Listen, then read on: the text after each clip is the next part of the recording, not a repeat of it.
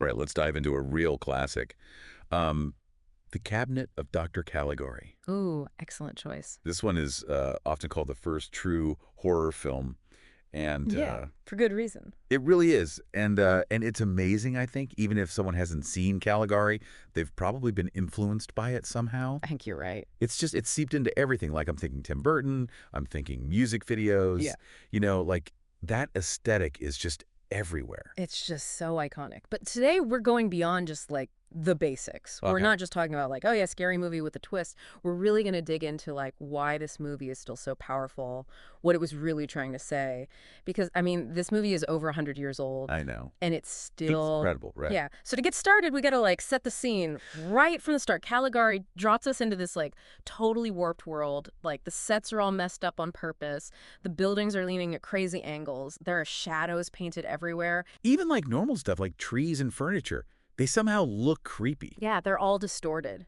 Yeah. And that's totally intentional. So it's not just like, oh, let's make things look spooky. It's connected to this whole art movement. Right. Yeah, German Expressionism. What exactly was that about? Well, imagine Germany after World War One. Oh, yeah, like total chaos. Yeah. Exactly. Trauma, disillusionment, society was just completely shaken.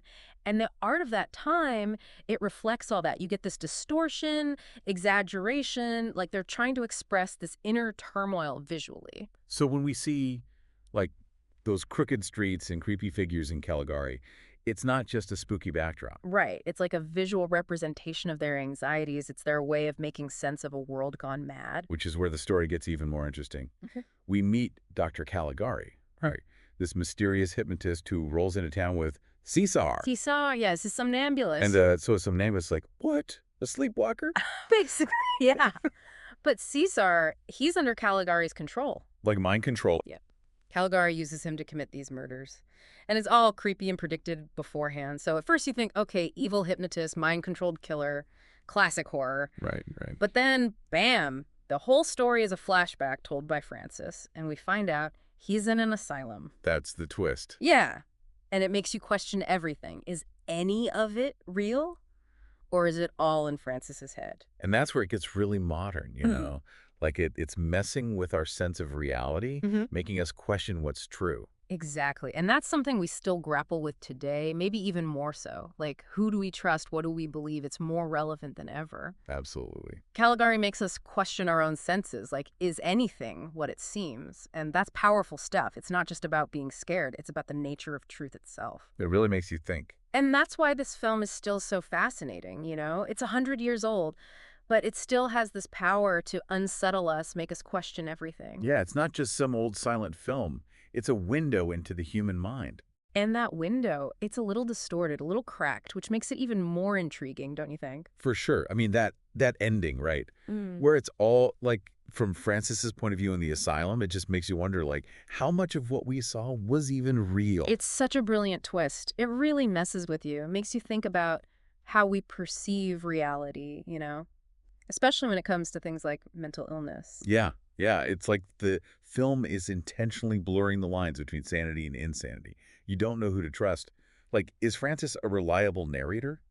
Or is he just completely delusional? Right. And is Caligari really this evil hypnotist? Or is he just a figment of Francis's imagination? It's never really clear. Which I guess is the point. Exactly. The film is forcing us to question everything we've seen. And if we can't trust our own perceptions, then what can we trust?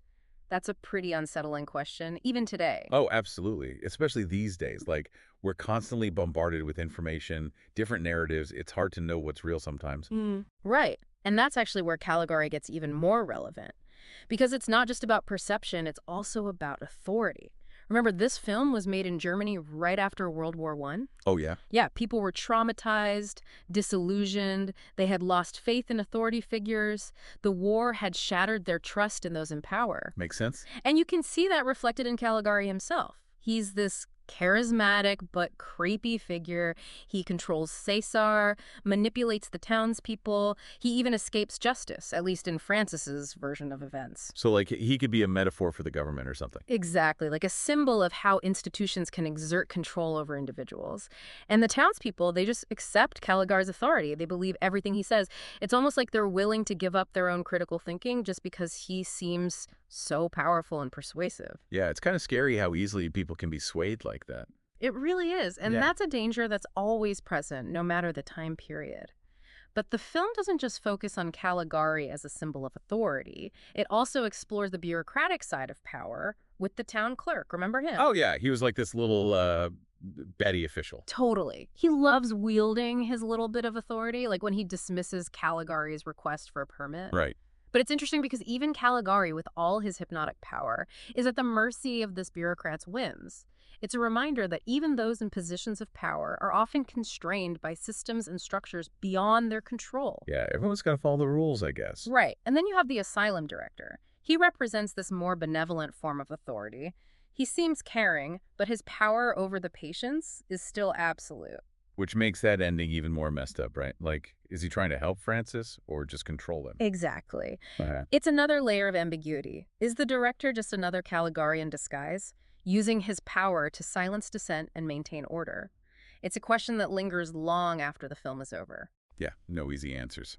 And that's what makes Caligari so brilliant. It doesn't offer any simple solutions. Instead, it forces us to grapple with these complex questions about authority, about the ways power can be both seductive and dangerous. It's a film that really makes you think. It does, and it's a message that remains incredibly relevant, especially today in a world where power dynamics are constantly shifting and we're constantly being asked to question who we trust and why. So we've talked about the film's visuals, its blurring of reality, and its commentary on authority. But there's one more piece of the puzzle we need to explore, like how Caligari impacted cinema and art overall. Like legacy, I mean, this film basically invented so many things we see in movies even today. Like, it's crazy. Yeah, Caligari's influence is massive. You see it everywhere. Like, I keep thinking about those visuals. They're not just, random creepy stuff. They really get inside the characters' heads. You know what I mean? Oh, absolutely. The way the film looks, it's just as important as the plot itself. Like, the filmmakers understood that. Yeah, it's like the distorted buildings and streets, they're like a physical representation of the characters, like inner chaos, their anxiety. That's a really great way to put it. And that's what's so groundbreaking about Caligari.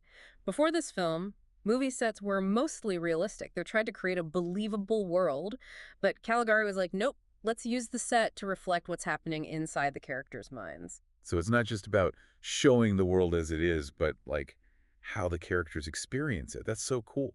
It's totally revolutionary. It opened up a whole new world of possibilities for filmmaking. Like, think about film noir with all the shadows and moral ambiguity. Okay, yeah. Or even like modern horror movies that mess with reality to like make you feel uneasy. They all owe something to Caligari. It's like Caligari gave them permission to experiment, to be more expressive, Yeah, you know? exactly. And it's not just film either. Caligari had a huge impact on other art forms, especially in Germany. Right, like German Expressionism. Yes.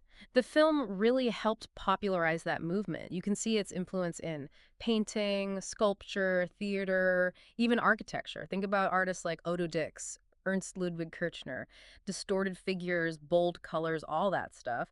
It's all about expressing that social and psychological turmoil of the time. So Caligari wasn't just a film, it was like a cultural event. It really was. It helped shape an entire artistic movement. That's wild. I mean, one film having that much impact, that's incredible. It shows you the power of bold, innovative ideas.